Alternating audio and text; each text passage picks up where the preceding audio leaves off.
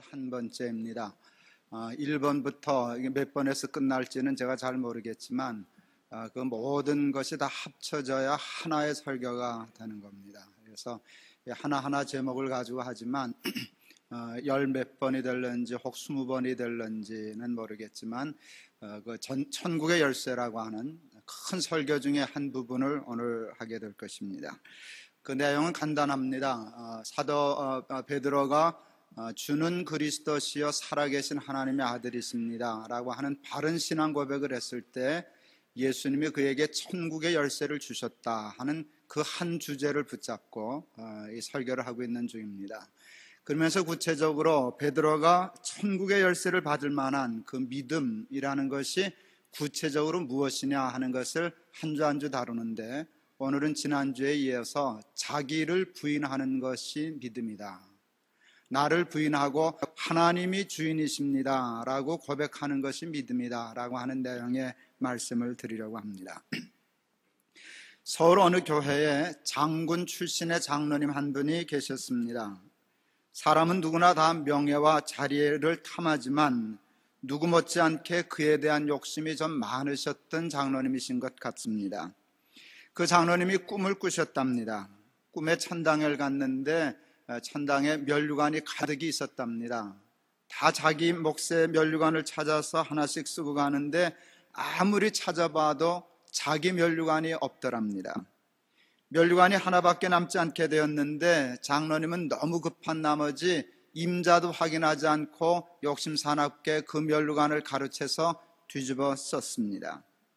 그런데 쓰고 보니 그 면류관은 자랑스러운 면류관이 아니라 개털로 된 면류관이었답니다. 창피해서 그것을 벗으려고 아무리 애를 써도 그 개털 면류관은 그 장로님 머리에 꼭 달라붙어서 떨어지지를 않았습니다. 밤새 애를 쓰다가 꿈을 깨고는 장로님이 하나님 앞에 회개를 했습니다. 그리고 자기 별명을 스스로 지었습니다. 저는 개털 장로입니다. 실제 그분이 그렇게 간증하면서 전국을 다녔습니다. 우리 모두에게는 원죄가 있습니다. 원죄란 우리 조상의 아담 하와가 선악과를 따먹으면서부터 우리에게 유전처럼 전해져 내려오는 죄인데, 우리 조상 아담과 하와가 선악과를 따먹을 때 사탄이 그것을 따먹으면 내가 하나님이 될 것이다 라고 유혹했습니다. 다시 말하면 내가 하나님이 되라 라고 하는 유혹에 빠져서 아담과 하와는 선악과를 따먹었습니다.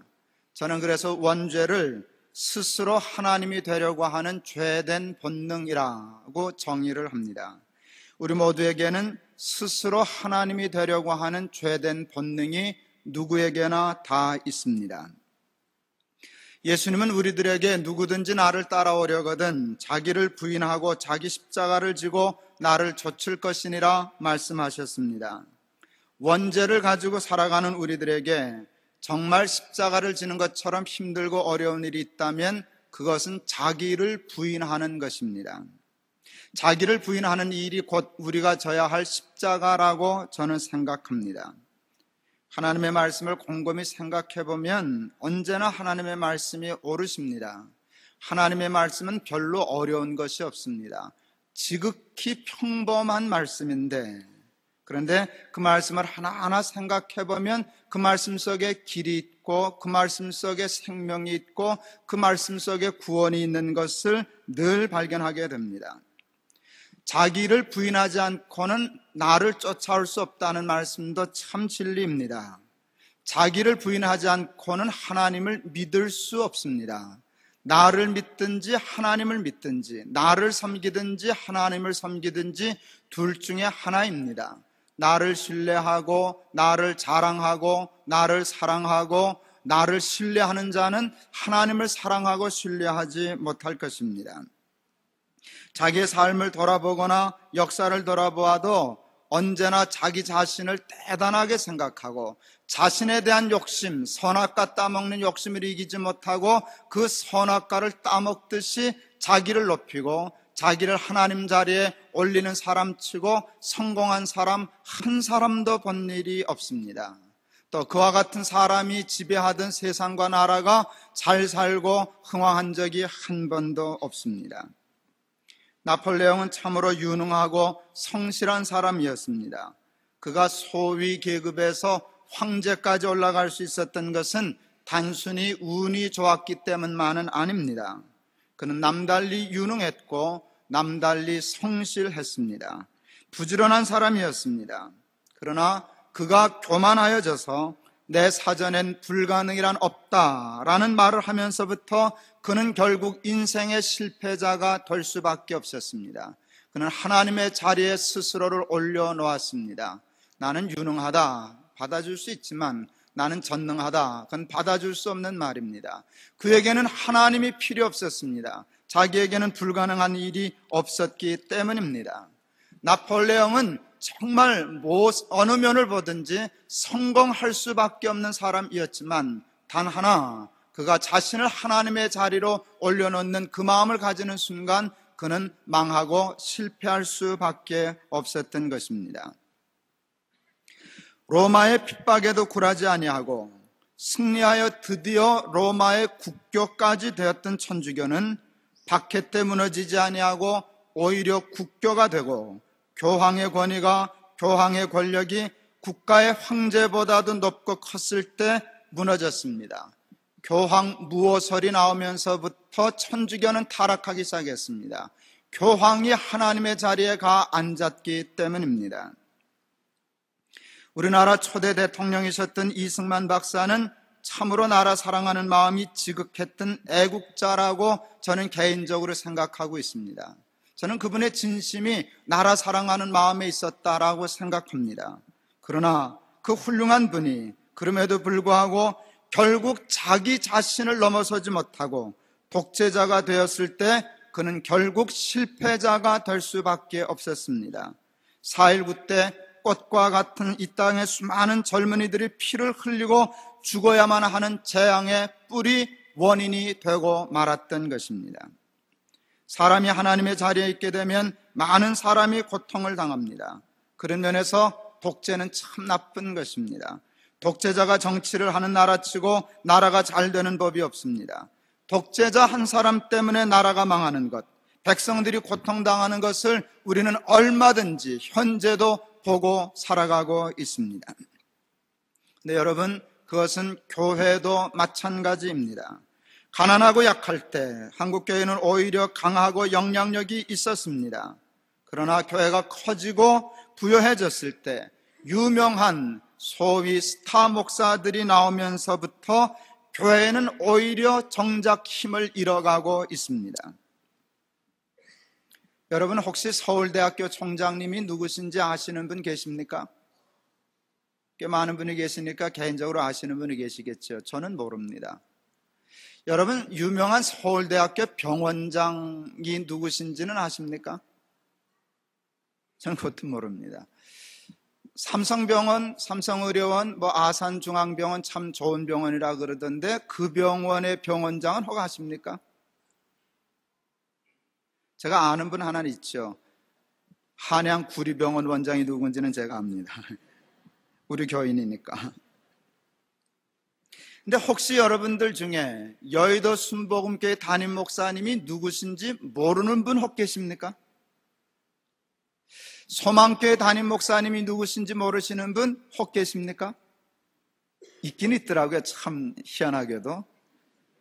있긴 있는데 아마 대부분 다 아실 겁니다. 혹시 여러분 광림교회 담임 목사 이름은 잘 모르셔도 원로 목사님이 누구신지 모르시는 분은 아마 없을 것입니다. 여의도 순복음교회나 소망교회 그리고 광림교회 목사님들 모두가 다 훌륭하시고 능력 있는 분임에 틀림이 없습니다.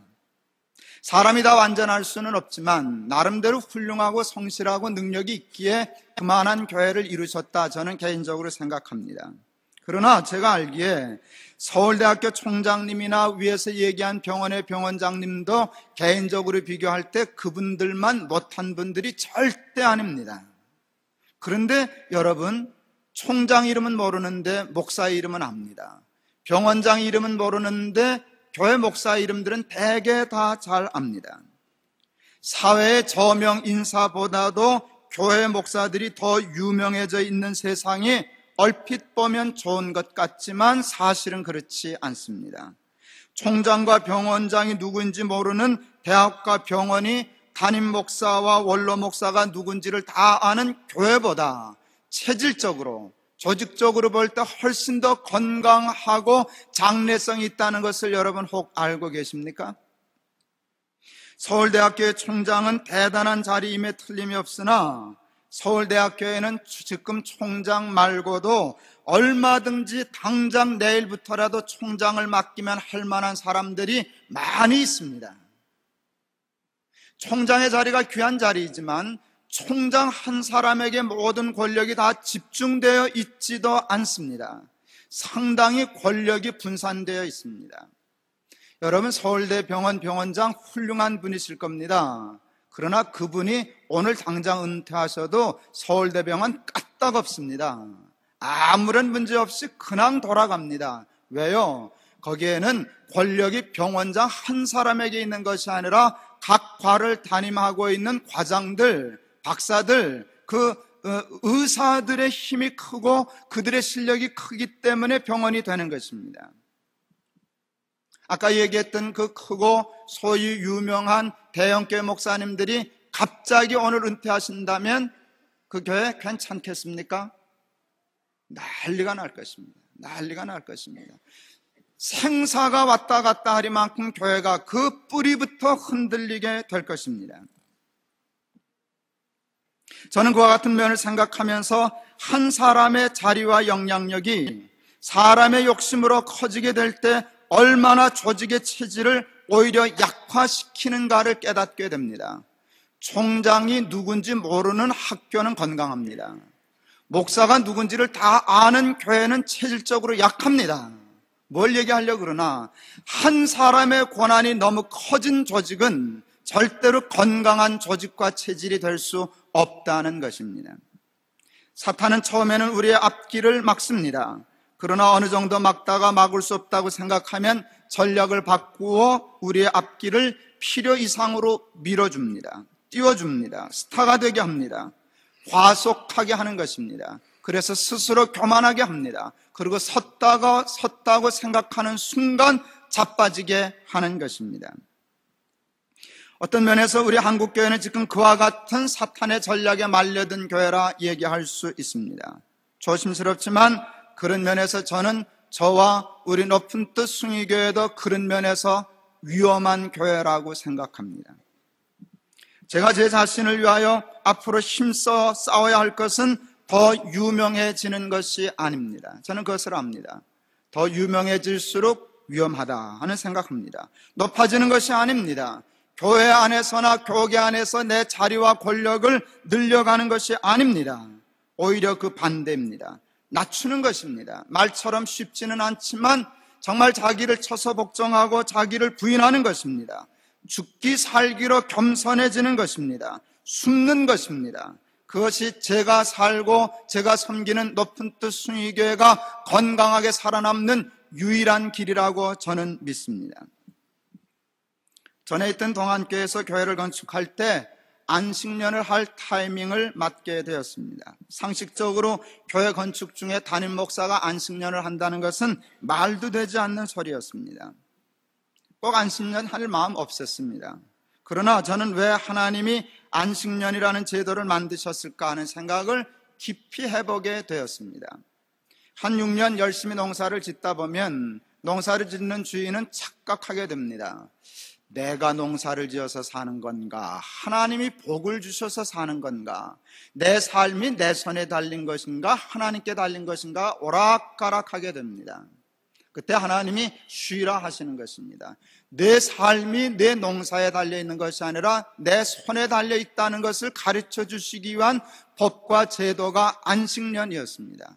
농사를 짓고 먹고 사는 사람이 농사 한 해를 짓지 않는다는 건 대단한 믿음입니다. 하나님이 먹여주신다. 그보다 더 큰 믿음이 어디 있겠습니까? 여러분, 안식년을 지키는 것은 보통 큰 믿음이 아닙니다. 그 믿음을 위하여 하나님이 안식년이라는 제도를 만드셨다 해석했습니다. 교회를 6년 심호하다 보니 하나님의 은혜로 부흥하고 성장하게 되고 제법 큰 교회도 되고 제법 큰 예배당을 건축하게 되니 그 교회를 담임한 목사가 어떻게 겸손해질 수 있겠습니까?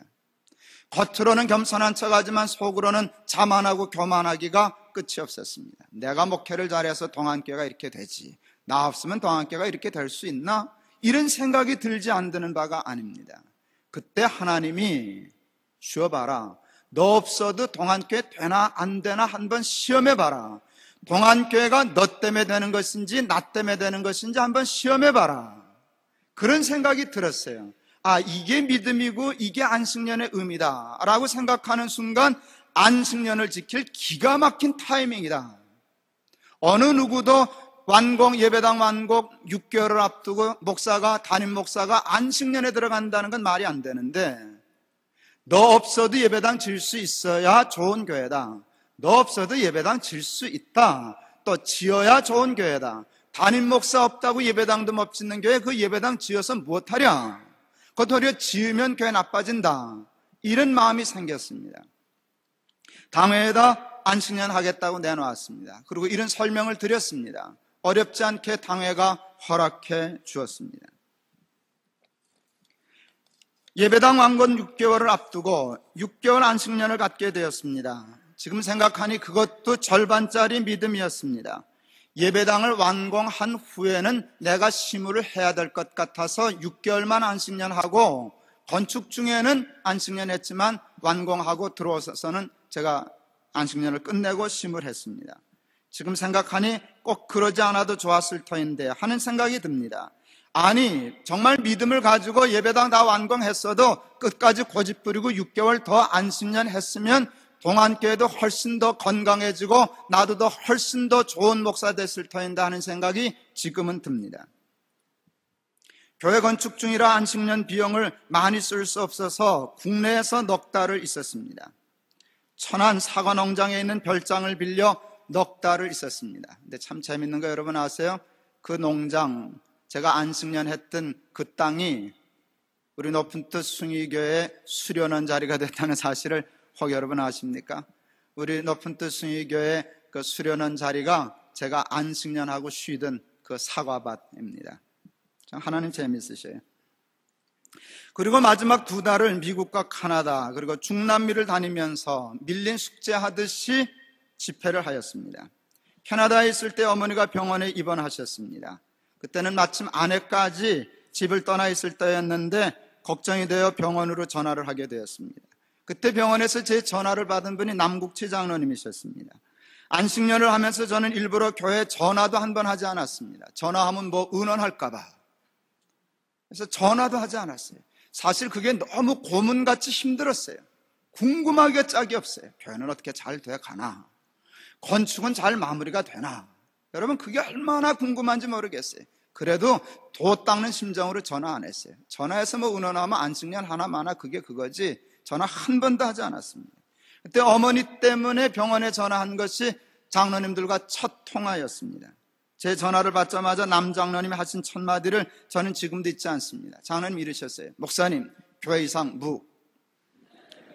이분이 군인 출신이거든요. 그냥 꼭 전화를 군인식으로 받더라고요. 목사님, 교회 이상 무. 장로님 뭐 하시는지 모르지만 섭섭하더라고요. 제가 기대했던 말은 그게 아니에요. 목사님, 왜 이제 전화를 하십니까? 목사님 없으니 교회가 엉망입니다. 하루라도 좀 빨리 오셔야 되겠습니다. 이걸 제가 기대했어요. 그래야 월급을 좀 더 달라 그럴 수 있는 건데. 목사님 교회 이상 무, 그러니 월급 더 달랄 뭐 없잖아요. 없어도 이상이 없는데 그냥 섭섭했어요. 섭섭했지만 저는 순간 하나님이 언제나 옳으시구나. 하나님이 나에게 가르쳐 주신 안식년의 시기 맞았구나. 저는 동안교회 저 없으면 안 되는 줄 알았어요. 저 때문에 다 그렇게 된 줄 알았어요. 나 없으면 안 될 거라고 생각했어요. 나 없는데도 예배당 잘 짓던데요. 아무런 소리 없이 잘 짓는 게 아니라 더 잘 짓던데요. 왜요? 긴장하게 되잖아요. 담임 목사가 없으니까 더 신경 쓰게 되잖아요. 그러니까 장로님들, 교인들 더 건강해지고 나는 까불지 못하게 되고, 얼마나 이게 합력하여 선을 이룬 완벽한 하나님의 법과 제도입니까? 제가 그 안식년을 통해서 아직도 부족하지만 많이 배운 것 있어요. 나는 나 없으면 안 된다는 생각 그때부터 버렸어요. 완전히 버리진 못했어요. 아직도 조금 있어요. 그러지만 정말 그때 배웠어요. 나 없어도 된다. 또 나 없어도 돼야 좋은 교회다. 그건 높은 뜻 순위교회도 마찬가지입니다. 담임 목사가 없으면 안 되는 중요한 기간에 담임 목사가 안식년을 한 것이 동안교회를 약하게 하지 않고 오히려 강하게 하였습니다. 그리고 그것이 저를 상당히 겸손하게 하였습니다. 지금 우리 교회는 장로님들이 6년 담임제를 실시하고 있지만 우리 교회 장로님은 6년 하면 끝입니다. 그거 아시죠? 담임제입니다. 동안교회에서는 그것을 시행하기가 어려워서 장로님들의 안식년 제도를 우선 시행하기로 결정하고, 그것까지도 결정하는데 참 힘들었지만 그걸 결정하고 시행했습니다. 장로님들이 6년 하고 1년만 쉬시라고, 그리고 또 하시라고. 그런데도 그걸 그렇게 힘들어했어요. 하여간 참 우리 한국계 장로님들의 충성은 하여간 대단해요. 쉬라면 좋아할 텐데 쉬라면 싸우자고 덤비는 거예요. 왜 쉬라 그러냐고. 오늘 안식년 하시게 된 장로님 한 분이 저한테 물었어요. 왜 안식년을 꼭 해야 됩니까? 제가 대답해 드렸어요. 예, 장로님이 없어도 동안교회에 아무런 문제가 없다는 걸 배우시라고요. 제가 꼭 그렇게 대답했어요. 예, 그게 안식년의 법입니다. 내가 안식년 해도 동안교회가 그냥 잘 굴러가는 걸 봐야 겸손해지지 않겠습니까? 아, 나 없어도 되는구나. 내가 뭐 그렇게 별로 대단한 사람이 아니구나. 한국교회 목사님들과 장로님들은 그것부터 배워야 할 매우 중요한 사람, 특별한 사람들입니다. 그것부터 배워야 돼요.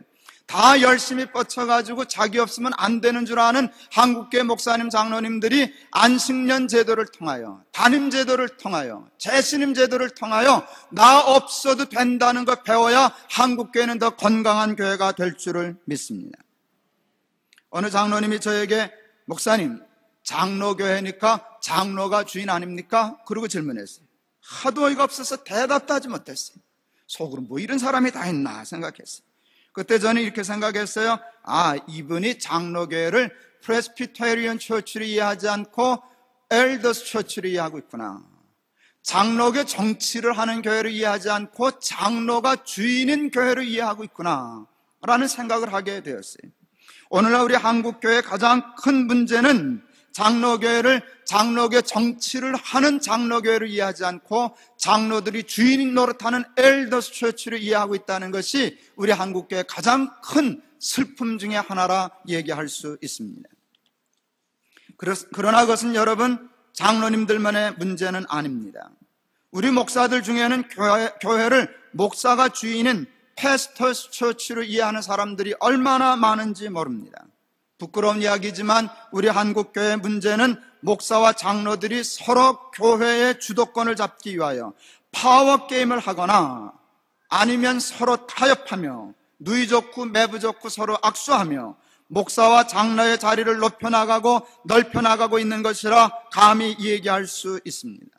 그리고 그와 같은 문제는 비단 목사, 장로만의 문제가 아니라는데 우리 한국교회의 심각성이 있습니다. 우리 한국 사람들은 다 해병대 출신이에요. 한 번 해병은 영원한 해병이라더니 우리 한국교회는 한 번 목사는 영원한 목사이고 한 번 장로는 죽을 때까지 장로입니다.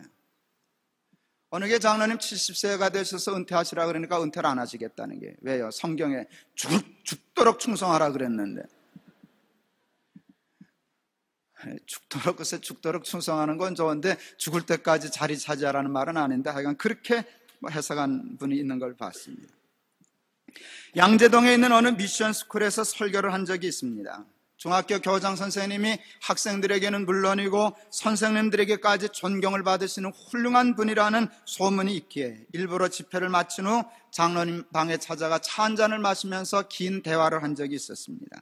그 대화 중에 평생 잊을 수 없는 귀한 말씀 하나를 듣게 되었습니다. 저는 그 말씀으로 제 평생의 삶의 목표를 삼게 되었습니다.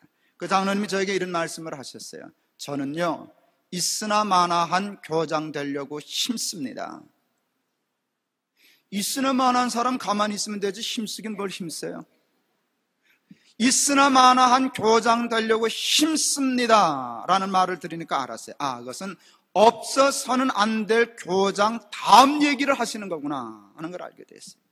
게을러서 무능해서 있으나 마나한 사람 된 얘기를 하는 것이 아니었어요. 실력으로 능력으로 없어서는 아니 될 사람의 고지를 정복한 후 자기를 부인하지 않으면 자기도 나빠지고 학교도 나빠지겠기에 스스로 자세를 낮추어서 있으나 마나한 사람 되려고 힘쓴다는 얘기인 줄을 단번에 알게 되었어요. 그때 제가 받은 감동은 이루 말로 다 할 수 없는 감동이었습니다. 그리고 저도 있으나 마나한 목사 되려고 힘써야지 하는 아주 구체적이고도 분명한 삶의 목표를 세울 수 있게 되었습니다. 우리 한국교회는 없어서는 안 될 훌륭한 목사님들과 장로님들이 너무나 많으십니다. 그와 같은 분들 때문에 우리 한국교회가 부흥하고 성장한 것이 사실입니다. 그러나 우리 한국교회는 그와 같은 분들 때문에 다시 몰락하고 있습니다. 정말 훌륭한 신앙인은 없어서는 아니 될 사람으로 인생을 끝마치는 사람이 아니라 그 장로님처럼 있으나 마나한 사람으로 자기 인생을 끝내는 사람이어야 합니다. 없어서는 아니 될 사람이 은퇴하게 되었습니다. 없어서는 안 될 사람의 자리에서 죽게 생겼습니다. 그러니까 그 교회는 안 될 수밖에 없어요. 말대로 되는 거예요. 없어서는 안 될 사람이 없어지니까 교회는 안 되죠. 지금 말 그대로 되는 것이. 사람은 누구나 있으나 마나한 사람 되면 안 됩니다. 최선을 다하여 없어서는 아니 될 사람 되어야 합니다. 근데 그때 조심해야 됩니다. 없어서는 안 될 사람의 일을 소명으로 감당한 후에 쏘으면 안 됩니다. 내가 하나님이 되라. 너 없으면 안 된다. 너 없으면 이 높은 뜻 순위계가 되겠냐? 그 착각에 빠지면 안 됩니다.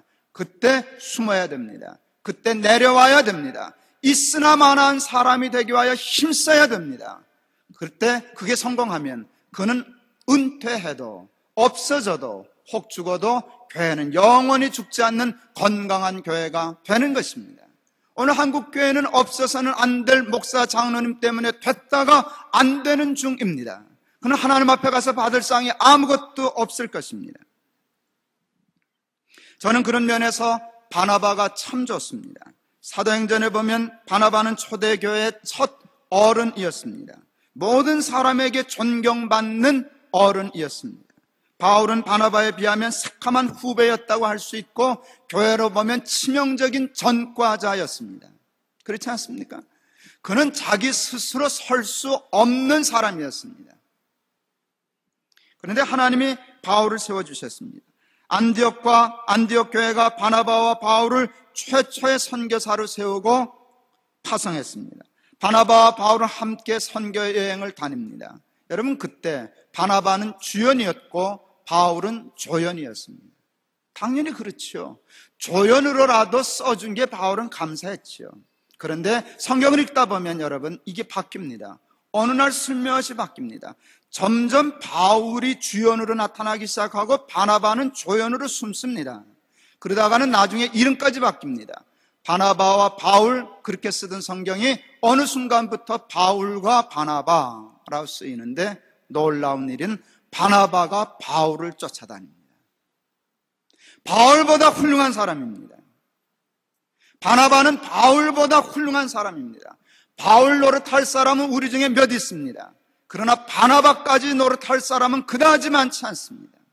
여러분, 바울 훌륭한 하나님의 사람이지만 바나바는 하나님 앞에 바울 못지않은 어쩌면 바울보다 더 큰 상을 받았을지도 모른다는 생각을 저는 합니다. 오늘 우리가 힘써 기도하며 노력하고 배워야 할 것이 있다면, 스스로 싸워야 할 것이 있다라고 하면 바나바 같은 사람이 되어 자기 인생을 마치는 일입니다. 자기를 부인하는 일입니다. 후배를 세워주는 일입니다. 모세와 같은 사람이 되는 것입니다. 자기는 느보산에 들어가 아무도 모르게 외롭게 죽으면서도 후배 여호수아를 세워주고 축복하고 느보산에서 사라질 줄 아는 모세가 오늘날 한국교회에 필요한 지도자상이라고 얘기할 수 있습니다. 믿음은 하나님이 자신과 세상의 주인임을 인정하는 것입니다. 하나님이 자신과 세상의 주인임을 인정하기 위하여 꼭 필요한 것은 자기를 부인하는 것입니다. 자신이 하나님의 자리에 서는 것을 두려워해야 합니다. 필요 이상으로 높아지는 것, 필요 이상으로 유명해지는 것, 필요 이상으로 권력이 생기는 것, 필요 이상으로 자리가 넓어지는 것을 스스로 두려워하는 것입니다. 없어서는 안 될 실력을 가진 후 스스로 있으나 마나한 사람의 자세를 갖추는 것입니다. 그게 믿음입니다. 그 믿음을 갖게 되면 천국이 열립니다. 우리 높은 뜻 숭유교회는 전에 있던 교회에서 자신의 모든 기득권을 다 내려놓고 오신 분들이 많습니다. 다른 것은 몰라도 그 모든 기득권, 장로의 직분이라든지 터줏대감처럼 오래 다녔던 그 기득권이라든지 모든 것을 다 버려두고 포기하고 오신 것입니다. 다른 것은 몰라도 그걸 한 번 버릴 수 있었다는 것은 여러분 대단한 좋은 경험이 될 겁니다. 그건 한 번 버리는 연습을 해야 돼요. 그런데 여러분 조심하시길 바랍니다. 버린 것 다시 주우려고 하지 마세요.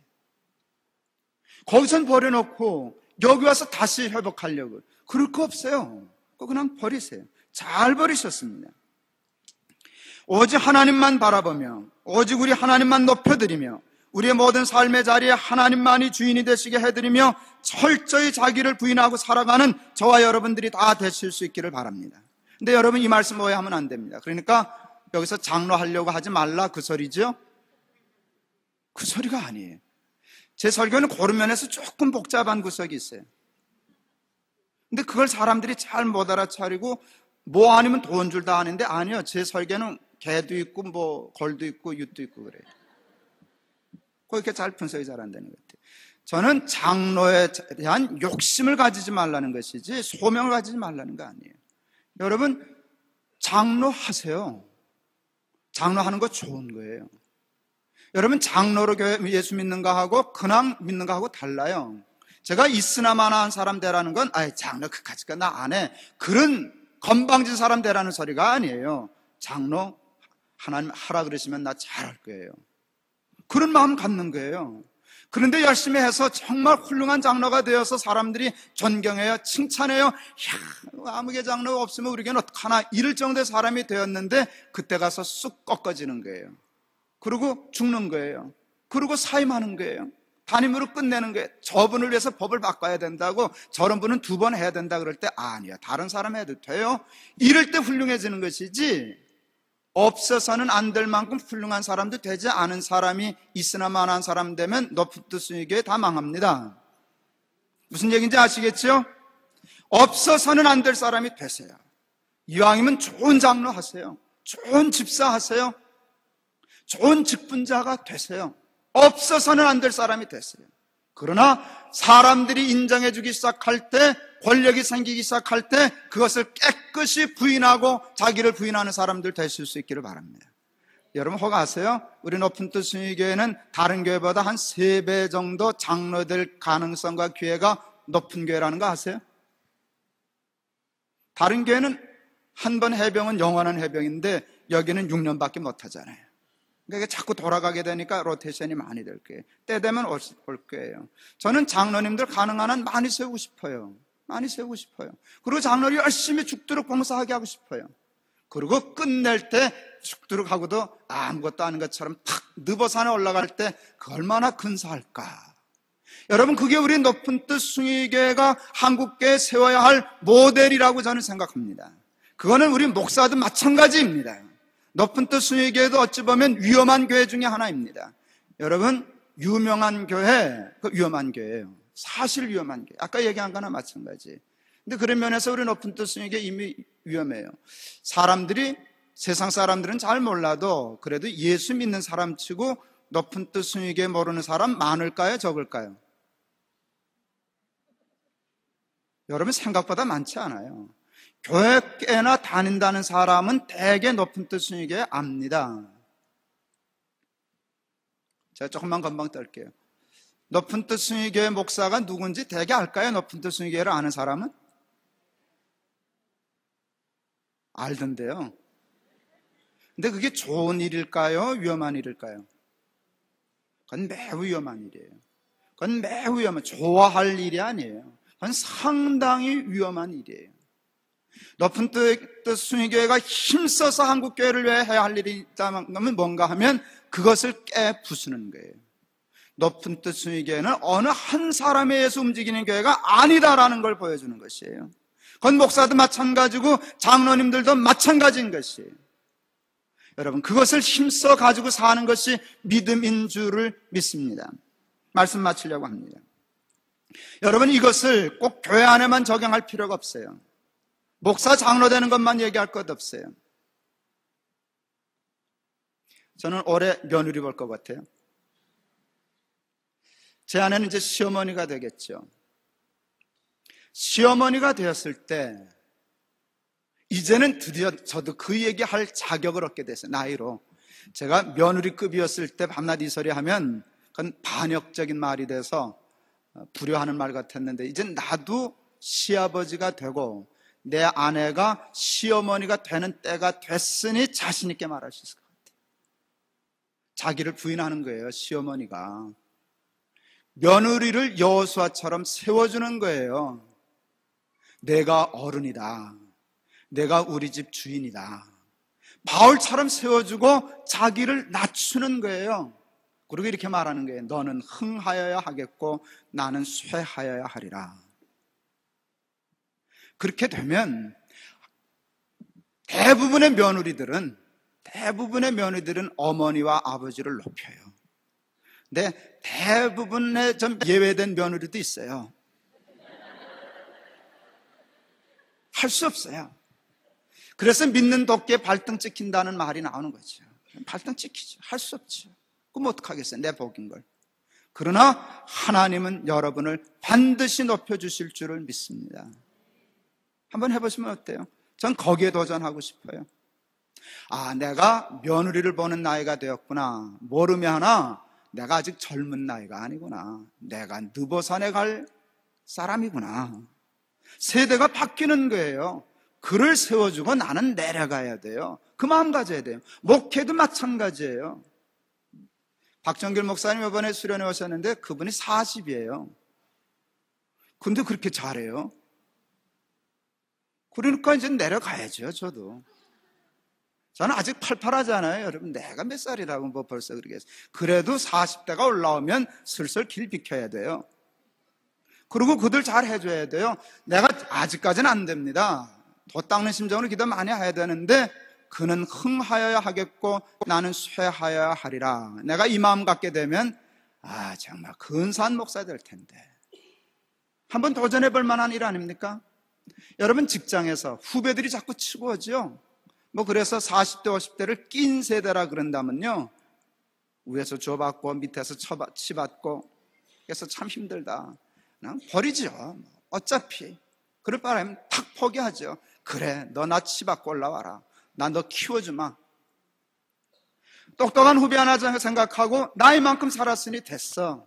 나는 너 믿고 사는 거 아니고 회사 믿고 사는 사람 아니고 나 하나님 믿고 살아. 이 당당한 자신 가지고 너 내가 밀어줄게. 내가 키워줄게. 여러분, 이건 정말 세상 사람들 얘기하면, 이게 목사가 이런 말 강단에서 써도 되는지 모르지만 맛은 그렇게 써야 맛이 있으니까 또라이가 돼야 돼. 이거 웬 또라이들이냐. 또라이가 돼야 돼. 그게 무슨 소린가? 후배 잘 되는 걸 보면서 기뻐가지고 그는 흥하여야 하겠고 나는 쇠하여야 하리라. 이건 또라이 소리죠. 제정신으로는 못하는 소리죠. 근데 한번 믿음으로 거기에 도전해보면 어떨까요? 김 목사 세상 몰라요. 난 세상 몰라요. 세상 몰라요. 그러면 발등 찍힌다는 거 다 알아요. 그러나 하나님은 뭐 하시는 분이신가요? 하나님이 돌아가셨으면 발등 찍히는 것으로 인생이 끝나요. 그러나 하나님이 계시면 절대 발등 찍힌 것으로 내 인생 끝나지 않아요. 하나님이 높여주시는 인생이 진짜 훌륭한 사람이에요. 그가 정말 높은 사람이에요. 하나님이 모세를 이보다 더 훌륭한 선지자 없다고 높여주셨어요. 여러분, 세례요한도 마찬가지 아닙니까? 여자가 낳은 중에 이보다 더 큰 자가 없다, 예수님이 칭찬하지 않으셨습니까? 그는 흥하여야 하겠고 나는 쇠하여야 하리라. 자기에 대한 욕심을 버리고 부인할 때 여러분 근사한 천국의 삶이 열리게 될 줄을 믿습니다.